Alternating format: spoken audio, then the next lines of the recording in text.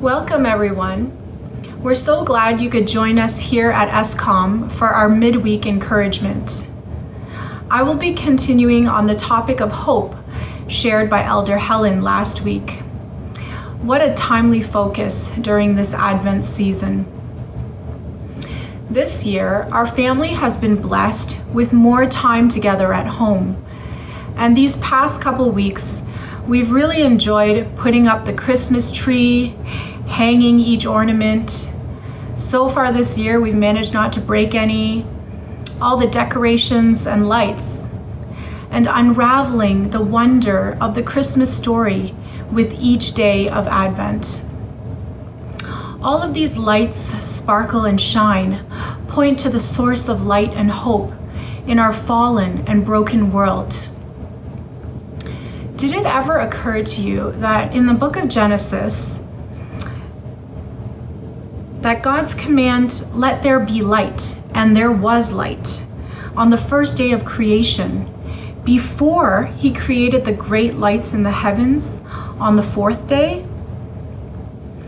God's initial act of creation represents an amazing breakthrough.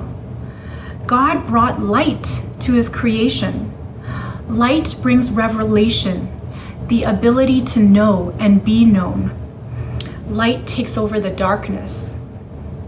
How did light fill the earth prior to the creation of the sun, moon, and stars on day 4? We cannot know for certain, but Scripture often depicts God as himself as light. The Apostle John captures the holiness and moral perfection of God when he proclaims, "God is light. In him there is no darkness at all." 1 John chapter 1, verse 5. We worship the God who created light and who himself is light. So how can we remain hopeful even when our circumstances seem dark and hopeless? When we ourselves realize how fragile, wavering, helpless, and limited we really are?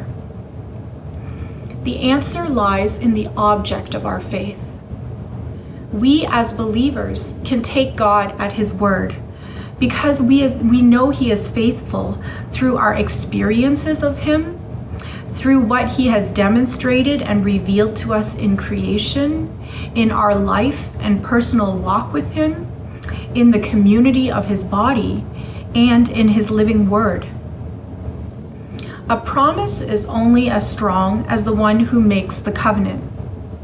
So the question we must ask ourselves is he faithful?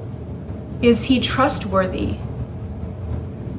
This week, I was reminded in the story of Abraham and Sarah that a promise delayed is not a promise denied. The meaning of Abraham is father of many nations. God gave him this new name from Abram, father of many, to Abraham, father of many nations, when he called him from the city of Ur, the highly advanced and cosmopolitan city in which he dwelt, to a place that was unknown to Abraham. How he must have felt to introduce himself to others, knowing the meaning of his name, and yet not have any offspring into his old age. God allows us to face challenges that defy human solutions, to calculate the impossibility of what we face, and he waits to intervene. Sarah was far past the age of childbearing when she was told that she would have a son in 1 year's time. When Jesus heard that his good friend Lazarus had fallen very sick, instead of acting promptly, he also waited.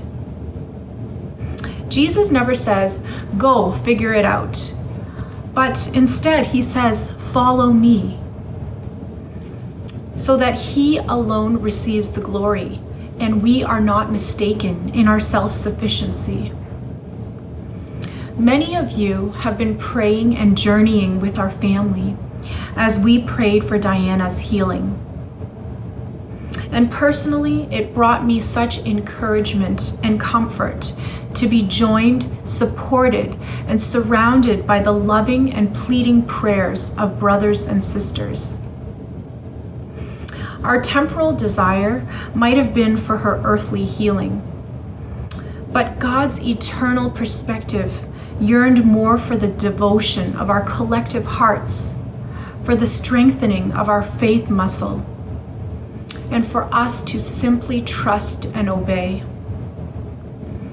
While our beloved sister finished her race, we who are left now can continue ours with more boldness and dedication to bringing God's kingdom to a desperately broken world.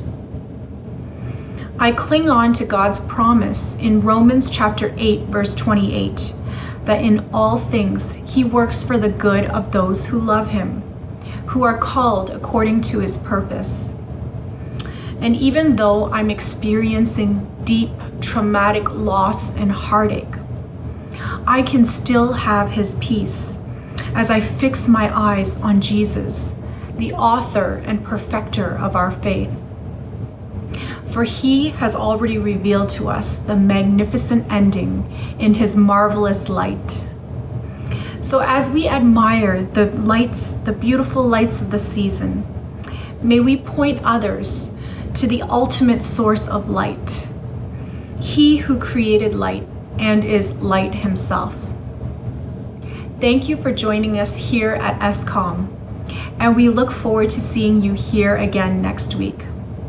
God bless.